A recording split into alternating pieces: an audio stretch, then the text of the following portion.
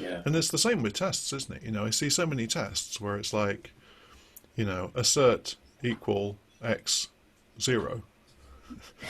And when that test fails, is it just says x not equal 0. And you're like, well, what about it? You know, what is x? Why should it be 0? And if it isn't, then what is it? And why do I care? Yeah. That's, you know, nothing wrong with assert-style testing libraries in and of themselves. You can use them to give helpful test failure information, but people don't, do they? It's just they treat it as a convenience thing. It's like, I know Yeah. it should be 0 and I know this should be non-nil, so I'll just say assert not 0, assert not nil, job done, end of test. You know, they see tests as a way of proving that the program is correct. I think that's wrong. Yeah. I think the purpose Yeah. of tests is to prove that your program is incorrect. Yeah. True. Yeah. Actually, that's my perspective. Actually, to just prove yourself wrong. Yeah, when you think about it that way, it's the code Yeah. inside those fr not equals nil statements that are the most important part of the whole program, isn't it? Yeah. Actually, and yeah, and actually, when you have such a mindset, when your tests fail, you don't feel bad about them because in the first place you were expecting, it to happen. Yeah. Yeah. So this seems like a very subtle shift in mindset, but it's super important because Yeah. when you're writing your test, instead of thinking, I know what it should be, let's just check if it's not. Yeah. Instead, you're thinking, I'm gonna sit down and think of 17 ways that this function could go wrong, and then I'm going to check for each of them. And I wrote the function, so I know what kinds of things it might not be able to handle correctly, and I know what kinds of things go wrong with this stuff Yeah. in general.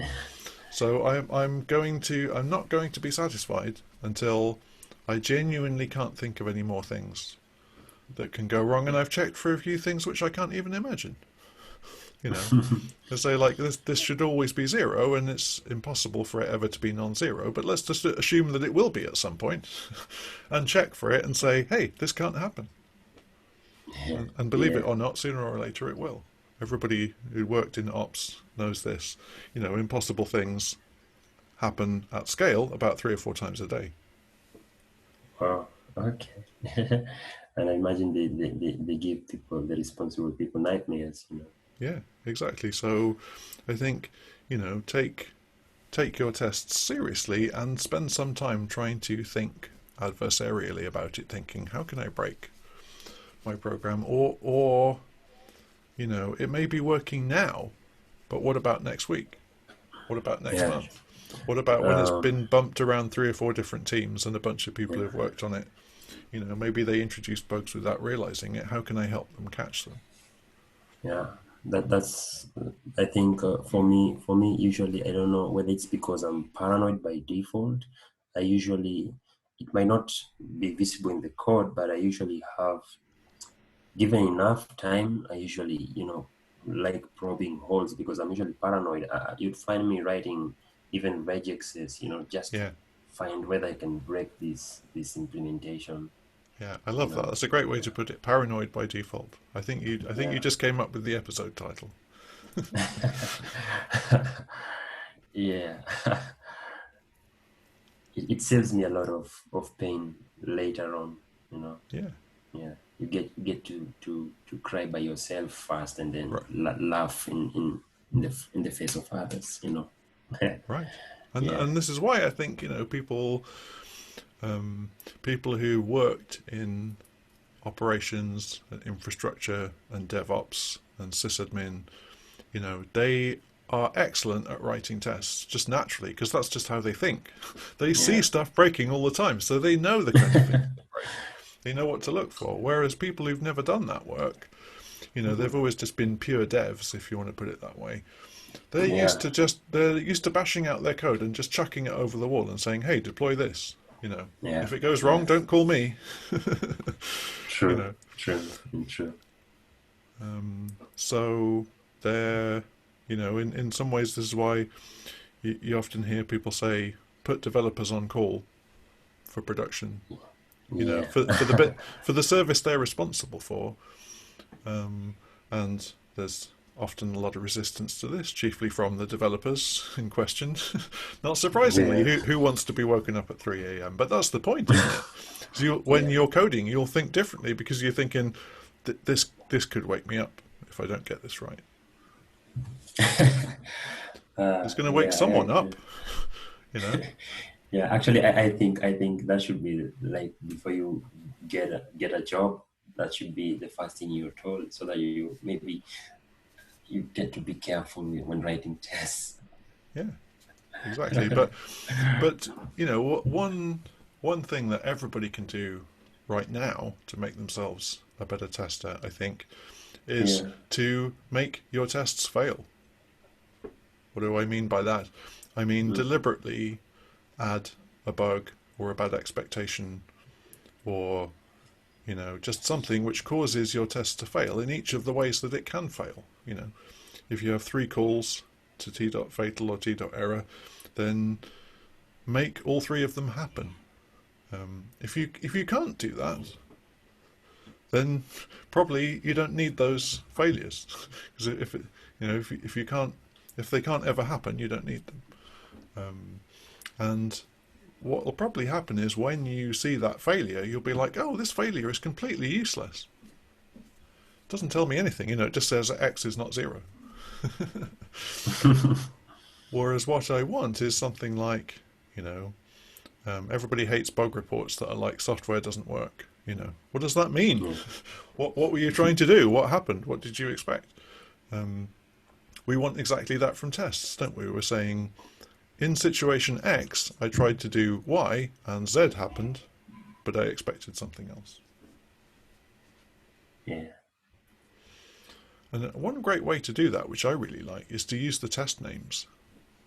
Have you ever come across this? So if we look at the name of this test, for example, I think it's test user, isn't it?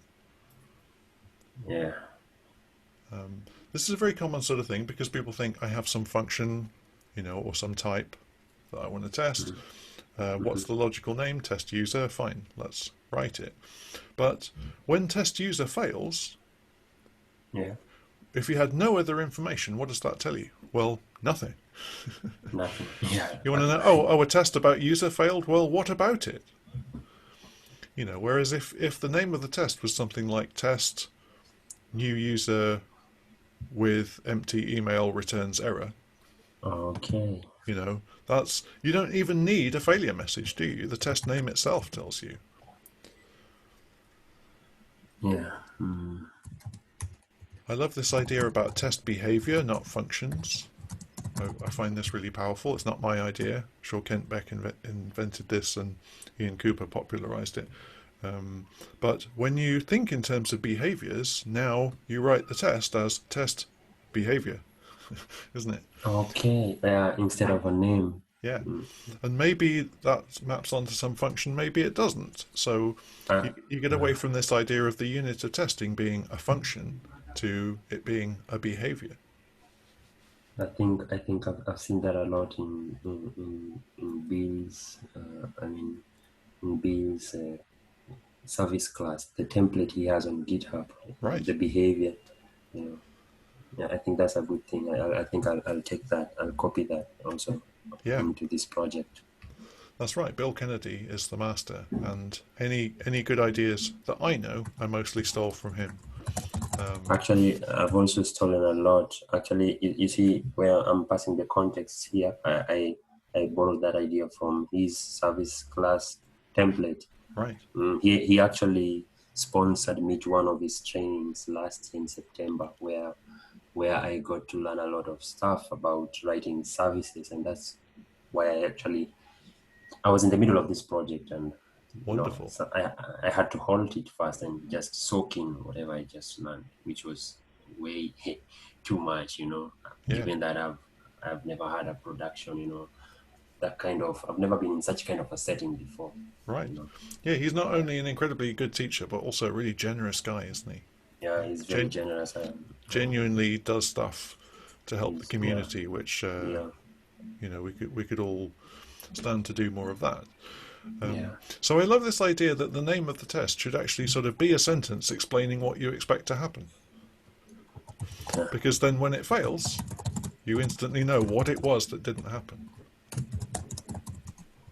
What do you feel about having like in the table tests, like have a structure in a table test fashion, where you have for each test case you have a description with the behavior, the expected behavior, so that Yeah, when that test case fails, you kind of like know what failed, like the way we did in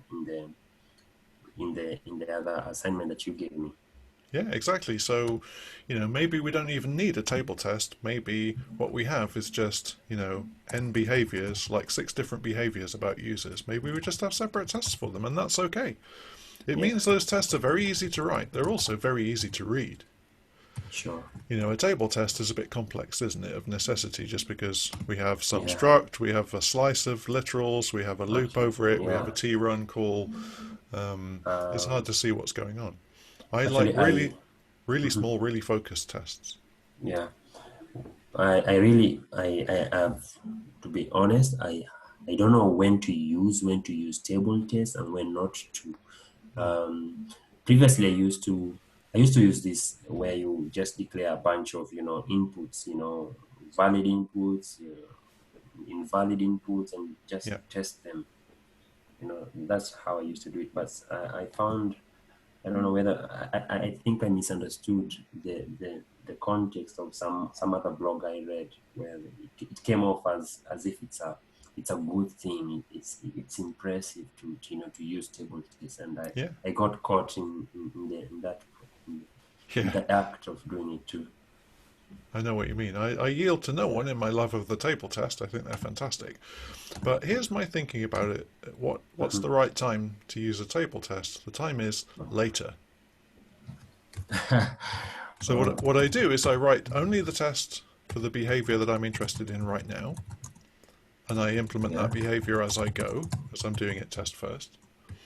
yeah, And then maybe if I end up with 6 or 7 tests which look very similar, I might think to myself, this could almost be a table test, couldn't it?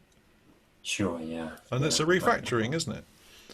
yeah, But I might equally well say, well, you know what? I'd rather keep them as separate tests because it's just clearer. sure, yeah, The goal is not to have a table test. The goal is to have clear, useful tests, isn't it? Maybe a table test is the best way to achieve that, but maybe not. yeah. I agree. Makes sense.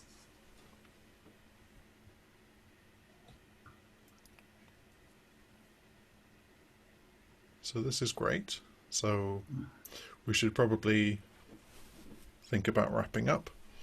Well, this Yeah. has been a very good session, but we can maybe say a word or two more about this test, can't we? So we can make the name a bit more informative. You've already extracted out your setup stuff into a helper, which is great. Now that new database, that new test database helper, did I see that Mhm. that takes a testing TB? Yeah. Why's that? Yeah, GTB. It's an idea I took from what's his name? Key's book. Go with tests.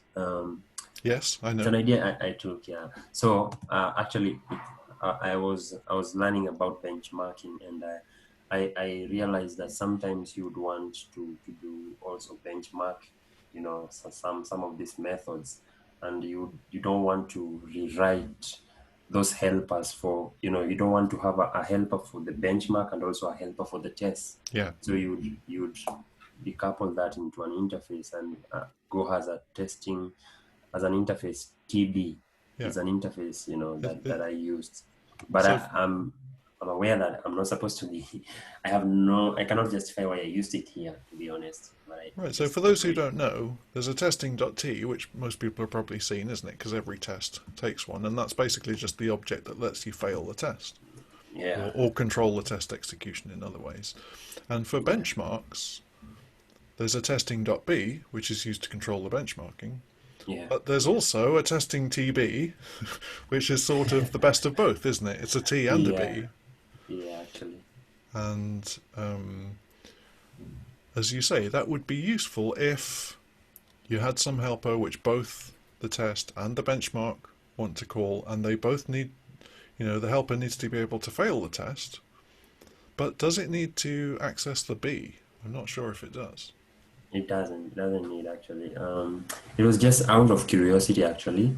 Yeah, Um, just wanted to benchmark earlier on when I started the project. I just wanted to benchmark, some of these methods, just learn how to benchmark, yeah, and absolutely. yeah, and That, I got caught up, in, yeah, no, in it. no need, no apology necessary. That's the best reason for doing anything. Is just like I wanted to play about with it, see what it does. Yeah, That's the yeah, best way to actually, learn. yeah, that's it. And very often when you come back through code like this, you Yeah, see the bits left over from that, and you think, well, I played with it. Now I know. Now I don't need that anymore. yeah, actually, yeah. So that's great. So we've got that helper, and we've got a good name for the test, and we've found some low hanging fruit for sort of making our API a bit nicer Yeah, about new user, that kind of thing. And we we pass a context to that, which just strikes me as a little bit unusual. Um, to new, right? yes, I mean, for those who don't know, context is the thing which we use with any sort of potentially long running operation. We might want to cancel it or have Yeah, it time out after a certain time. And that usually includes things like talking to other processes, talking to other services, HTTP requests, and things. And also in a request handling chain, isn't it? That context gets passed through. So you yeah, have a bunch of middlewares which all call each other. They all pass this context through, and they can even use it as a little data store. It's got a little typeless key value store on it, which is widely abused and everyone hates, but it's useful nonetheless. Um, and that's one thing about context, isn't it? That because of this nature, it's sort of viral. Like if you have it in one part of your program, you need it more or less everywhere. yeah. True. So I'm guessing, you know, what does new do with that context? It probably passes it on to someone else, doesn't it? It passes it to the SQLX package, Yeah, and I don't know whether I should be probably doing that, but again, like I said, actually, most of the ideas in this project are not my own, but I borrowed. So I thought, and I kind of like anticipated in this case a situation where when where I would want, maybe let's say this query to the database takes long, and the database has the server, the HTTP server is shut down, has received the signal interrupt. And I wanted this database method to receive the signal yeah, cascading all the way from the event, the shutdown event. yeah. Absolutely, that makes That's what, perfect sense. yeah, Um, and it's, again, whether or not this is the right thing to do really depends on the situation yeah, where it's called from. We're calling new user from the test, but where would it be called from in production? Some handler, isn't it? yeah, So that handler has a context already. Maybe it yeah, needs to pass that context to new user because we might be making some database call which could take, you know, many milliseconds. Like that's a lifetime, isn't it, yeah, for a handler? So maybe it does need to take the context, or maybe that context could have got in there some other way. Maybe we don't need to explicitly pass it in this function call. Maybe it could be on the S, for example. And I know people oh, usually sure. say don't do that. On the struct, right? Yeah, they usually say don't put your context in a struct, just pass it to every function. But I'm that's I'm I'm I'm one of those. I'm one of those. I'm guilty as charged. yeah, that's not always you know um, a bad thing. There are good reasons not to put it in a struct, but on the other hand, it's annoying to have to pass it everywhere. So sometimes I just like to say, well, maybe I can get rid of context from this. Maybe we need some context at some point, but maybe just not this one. Yeah, I think there's someone once told me that, just because something is a best practice, it doesn't mean that it should be a best practice for you. I mean, like, maybe the best practice for me here would have been to pass is in the strat. It should have hung on the strat, instead of passing it left, right, and center everywhere. Yeah, Just that's right. my When my. people love the idea of best practice, but you can never find any, Mm. can you? Yeah, you no can't. one, You no one can't. will ever tell you what the best practice is. The reason is Uh, there isn't one. Actually, it's an illusion, yeah, right? Yeah, as you say. Yeah, And yeah, what they really mean, I've learned from many decades in consulting, is when people mm, ask for what best practice is, what they mean is, give me some rule that I don't have to think about. yeah, It's like I don't really understand the situation and I don't want to have to understand it, so just tell me what to do. Give me some infallible advice which is ideal in every circumstance. And if there were such a thing, they should worry because it would put them out of a job, wouldn't it? yeah, They wouldn't definitely. be needed at all. No one would be needed. We could just generate all this stuff by computer. And until Yeah, that day, you and I will need to think about this stuff. Um, yeah, and um, we, what we should be interested in is not best practice, but practice, isn't it? yeah, We should ask, what do people do? People probably do 17 different things. Why do they do yeah, different things in different situations? What works best? What's similar about my situation to theirs that would make this appropriate? What's different? yeah. You know.